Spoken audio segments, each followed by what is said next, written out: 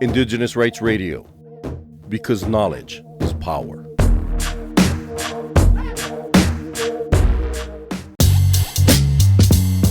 The 2025 UN Climate Change Conference, commonly referred to as COP30, is taking place in Belém, Brazil, known as the gateway to the Amazon rainforests, from November 10 to 21st, 2025. This major global meeting has gathered government representatives from the 198 signatory countries, along with delegates from UN bodies, civil society, academia, and private sector. Notably, it features a record participation of Indigenous peoples, with over 3,000 registered delegates, alongside a strong representation from women and youth. Cultural Survival has spoken with Indigenous leaders and their representatives to understand their priorities and demands for COP30.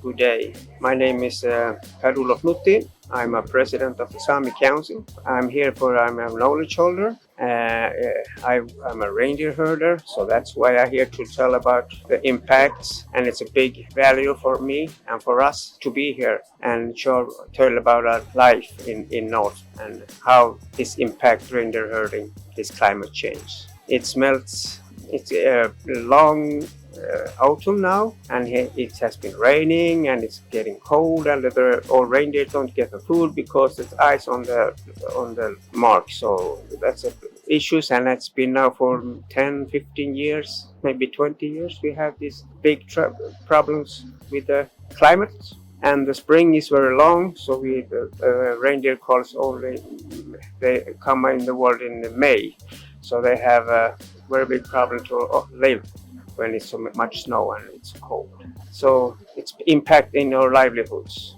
this climate change.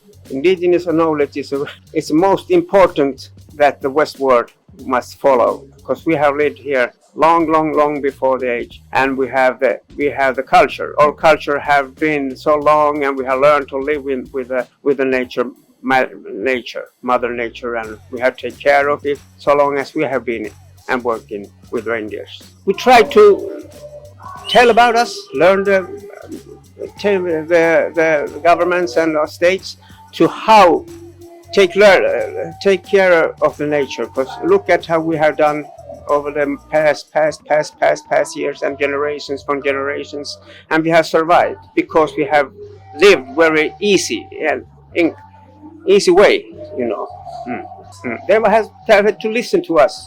Come over to the Indigenous Pavilion and listen how all the Indigenous peoples face in climate change. Learn from them. They must take us to the table where the decision makers are and listen to us. It's the only way. They have to take us in the table where all the decision makers are, the states and government. Like take care of the nature and the world in the easy way, not like we are doing now, with all the fossils and wind power and minings and all the kind of explorations. Yeah, we have very much minings and wind power and the forests, so that's a challenge for us in the north. And that impact on the climate change and our livelihood and our way of life. We try to get the meeting with them, we follow them, and we teach them how. And we have the national laws in Sweden, Norway, and Finland, and the government have to follow the implementation.